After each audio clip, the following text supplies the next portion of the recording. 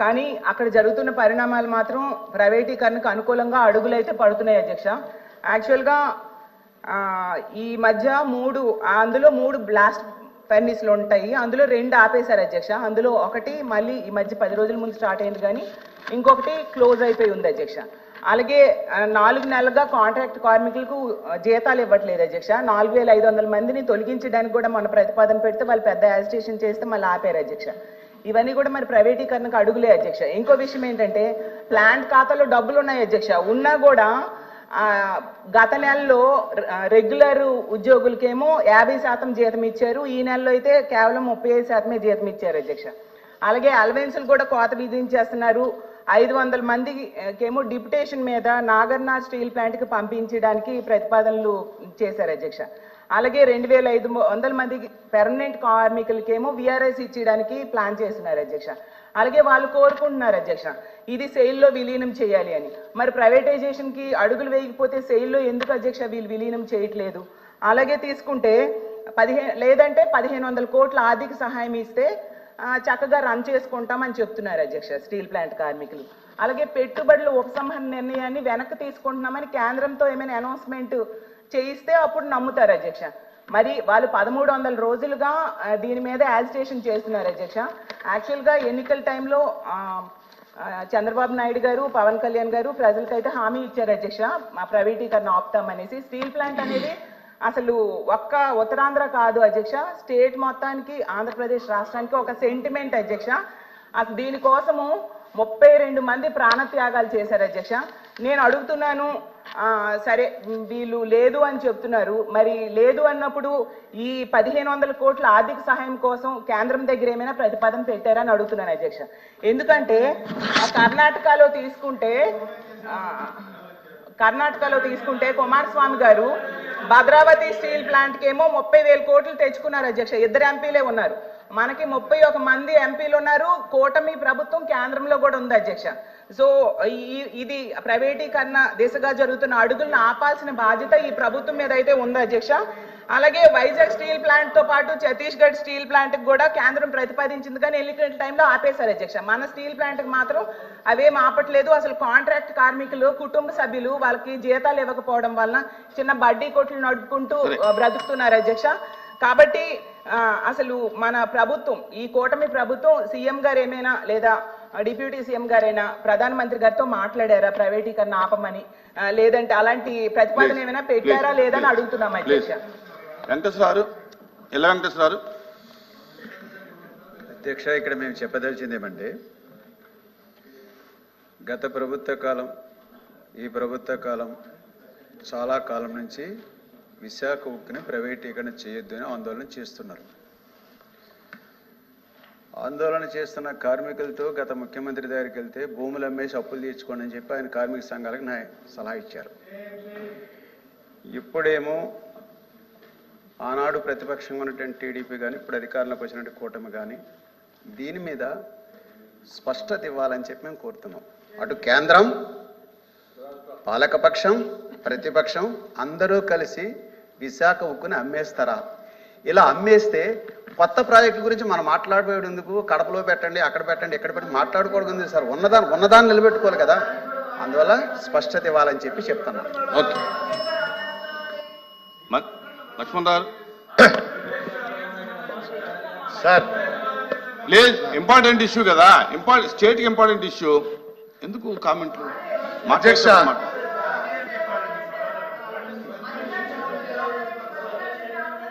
అండి హలో అధ్యక్ష,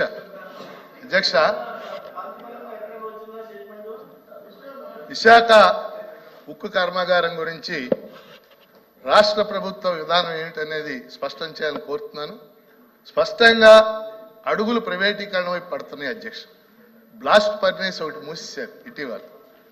పర్మనెంట్ కార్మికులకి విఆర్ఎస్ ప్రకటించారు. అందుకని మీ ద్వారా ప్రభుత్వాన్ని కోరేది ఏంటంటే శాసనసభలోను శాసన మండలిలోను ప్రైవేటీకరణ చేయొద్దు అని కేంద్రాన్ని కోరతా కానీ డిమాండ్ చేస్తా కానీ ఒక ఏకగ్రీవ తీర్మానాన్ని చేసి కేంద్రానికి పంపాలని మీ ద్వారా ప్రభుత్వాన్ని కోరుతున్నాను. మంత్రి గారు సార్ మనకి few months back HD Kumaraswamy గారు వచ్చారు సార్, యూనియన్ కౌన్సిల్ మినిస్టర్ గారు. క్లియర్గా చెప్పారు ప్రైవేటైజేషన్ చేయబోతలేదు అని క్లియర్గా చెప్పారు, స్టేట్మెంట్ ఇచ్చారు. ఇంకా అంతకన్నా క్లారిటీ ఏమి ఇవ్వాలో మాకైతే అర్థమవుతలే. ప్రైవేటైజేషన్ చేసే పరిస్థితి అయితే లేదు. ఈవెన్ లాస్ట్ టైం కూడా తెలుగుదేశం పార్టీ జనసేన పోరాడిన దానికే అప్పుడు ఉండే గవర్నమెంట్ రిట్ పిటిషన్స్ చాలా మంది ఫైల్ చేస్తే అప్పుడు ఆ ప్రెషర్ తట్టుకోలేకనే వాళ్ళు కూడా ఫైల్ చేయడం జరిగింది అధ్యక్ష. సో క్వశ్చన్ ప్రైవేటైజేషనే లేదు అని చెప్తున్నాం. ఇంకా అంతకన్నా క్లారిటీ ఏముంది? ఇప్పుడు రివైవల్ ఒకవేళ లాసెస్ ఉంటే బోర్డులో కూర్చొని డిస్కస్ చేసి డిఫరెంట్ యాంగిల్స్లో వాళ్ళు ప్లాన్ చేస్తున్నారు. కొంత ల్యాండ్ విచ్ వాళ్ళ దగ్గర ఉండే హ్యూజ్ ల్యాండ్ బ్యాంక్లో కొంత ల్యాండ్ బ్యాంక్ది 24 acres ఏదో ఉంది, దాన్ని సేల్ చేసి దాని నుంచి ఇన్ఫ్యూజ్ చేయాలా ఫండ్స్ అనుకుంటున్నారు. ఇంకోటి టాటాతో టైఅప్ చేసుకొని MOU టైఅప్ చేసుకొని అక్కడ ఒక అరేంజ్మెంట్ చేసుకొని డెవలప్ చేయాలా బిజినెస్ గ్రోత్కి అనేది అదొక ప్లానింగ్ ఉంది. ఇంకోటి ఫోర్జ్డ్ వీల్ ప్లాంట్ అనేది ఒకటి ఉంది అధ్యక్ష, అది కూడా సేల్ చేసి దాంట్లో నుంచి ఫండ్స్ వచ్చేదానికి. So they are working on it. So అసలు ప్రైవేటైజేషన్ ప్లానే లేనప్పుడు ప్రైవేటైజేషన్ అయిపోతుంది, దాన్ని అడుగులు పడుతుంది అని చెప్పడం అనేది చాలా బాధాకరం. ఎందుకంటే వాళ్ళు తెలుసుకోవాలా, సబ్జెక్ట్ తెలుసుకోవాలా, లేదు అని చెప్తున్నాం. ప్రైవేటైజేషన్ అనేది ఛాన్సెస్సే లేదు.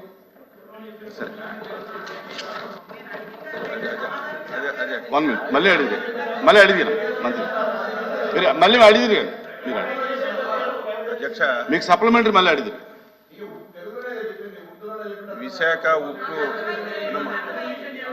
లేదు అధ్యక్ష, విశాఖ ఉక్కు ఆంధ్రుల హక్కు అని చెప్పి ఇదేదో మన రాష్ట్రం కాదు అధ్యక్ష, ఉమ్మడి ఆంధ్రప్రదేశ్ రాష్ట్రంలో అన్ని ప్రాంతాలు పోరాటం చేసి సాధించుకున్నటువంటిది విశాఖ ఉక్కు అధ్యక్ష.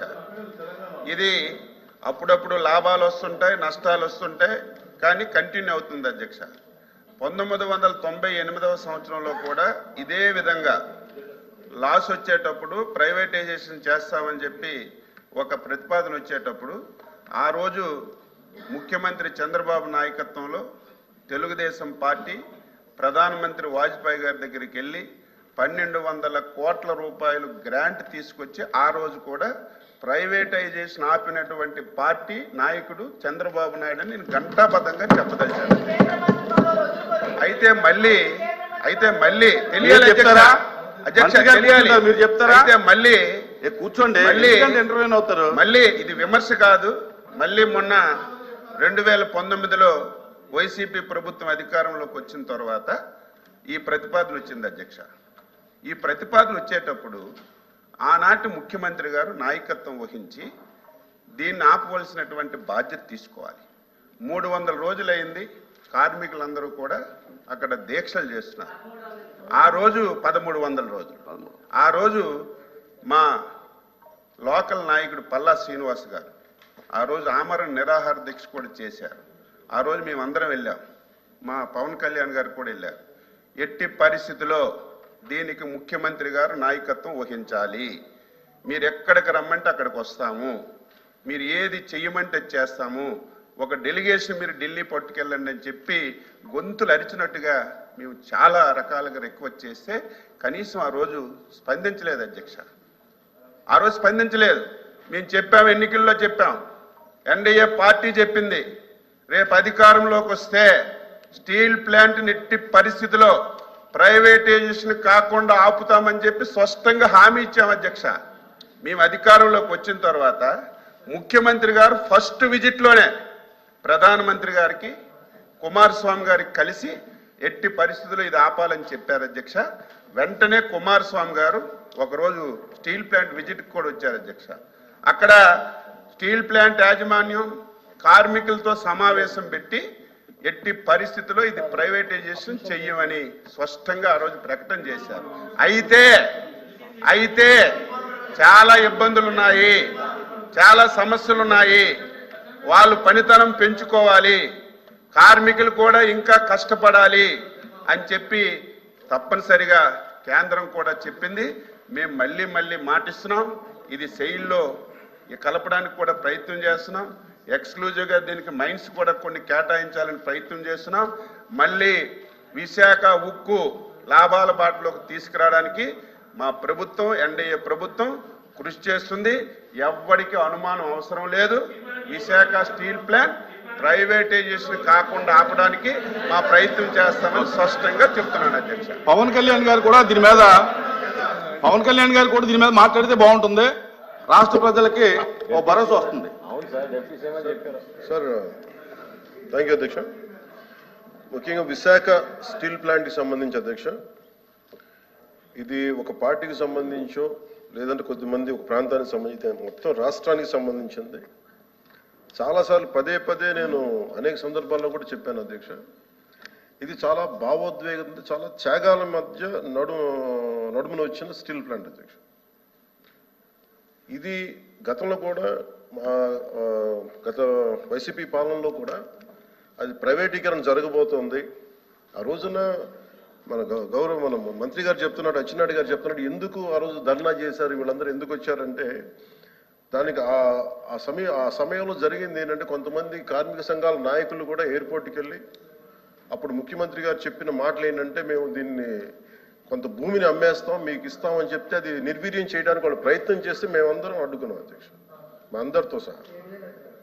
ఇది మొన్న కూడా కార్మిక సంఘాల నాయకులతో కూర్చున్నప్పుడు ఇదే అభ్యర్థన ఇచ్చారు. ఇది ప్రైవేటీకరణ చేయకూడదంటే మీరు ఎంత కమిటెడ్గా ఉన్నారో మేము అంతే కమిటెడ్గా ఉన్నాం. 2021 ఫిబ్రవరిలో మేము అమిత్ షా గారిని కలిసాం అధ్యక్ష, హోంమంత్రి అమిత్ షా గారిని కలిసి వారికి నేను ఇచ్చింది కూడా ఏంటంటే ఇది మాకు చాలా భావోద్వేగాలతో కూడింది, చాలా త్యాగాలతో కూడింది, దయచేసి దీన్ని ఎట్టి పరిస్థితుల్లో ప్రైవేటీకరణ చేయకండి అని చెప్పాం అధ్యక్ష. అలాగే మీరు గతంలో కూడా 2019-14 ఆ సమయంలో డ్రెడ్జింగ్ కార్పొరేషన్ ఆఫ్ ఇండియాను కూడా దాన్ని ప్రైవేటీకరణ చేస్తామంటే మేమే ముందుండి దాన్ని ఆప్ చేసాం అధ్యక్ష. ఇది మేమేమనుకుంటే పబ్లిక్ సెక్టార్ యూనిట్స్ లాభసాటిగా ఉన్నాయి, లాభాల దిశగా నడుస్తున్నాయి, కొద్దిపాటి నష్టాల దిశగా నడుస్తున్నాయి, వాటిని ముందుకు తీసుకెళ్లాలి, ప్రభుత్వాలు PSUs నడవాలనేది మా ఆకాంక్ష మా అందరినీ. When it comes to Vizag steel plant, we are extremely committed not to privatize. ఇది మా అందరి కమిట్మెంట్ అధ్యక్ష.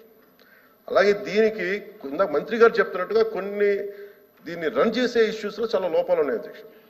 దాన్ని స్కిల్ని ఎన్హాన్స్ చేసుకోవాలి, దాన్ని కొంత పెట్టుబడి కావాలి, దానికి కొంత క్యాప్టివ్ మైండ్స్ కావాలి, లాట్ ఆఫ్ ఛాలెంజెస్ ఉన్నాయి. ప్రతిసారి నేను కార్మిక సంఘాలతో కూడా ప్రత్యేకించి ఈ మధ్యన ఒక 4 రోజుల క్రితం కూడా మాట్లాడడం జరిగింది అధ్యక్ష. వాళ్ళు కూర్చోబెట్టి దానికి సంబంధించి మీరు ఒక సమగ్రమైన ఒక కార్యాచరణ ఇవ్వండి మాకు, మీరు వస్తే నేను కేంద్ర ప్రభుత్వం ప్రత్యేకించి నేను కూడా నాకు సంబంధించి నేను కూడా తీసుకెళ్తాను తెలియజేసిన అధ్యక్ష. So we are extremely committed not to private this. I hope you're all satisfied. Okay LOP గారు కూర్చో. అధ్యక్ష, ఇది చాలా సెంటిమెంట్తో కూడుకున్న అంశం అధ్యక్ష. విశాఖ స్టీల్ ప్లాంట్ ఇది ఇందాక వాళ్ళు చెప్పినట్టు ఇది ఒక పార్టీకో లేదా ఒక వ్యక్తికో ఒక సంస్థకో సంబంధించింది కాదు అధ్యక్ష. ఇది విశాఖ హక్కు, ఆంధ్రుల హక్కు. ఉమ్మడి రాష్ట్రంలో ఉన్న ఆంధ్రుల తాలూకు హక్కు అధ్యక్ష. 32 మంది ప్రాణ త్యాగాలతో అయింది. ఇందాక మంత్రి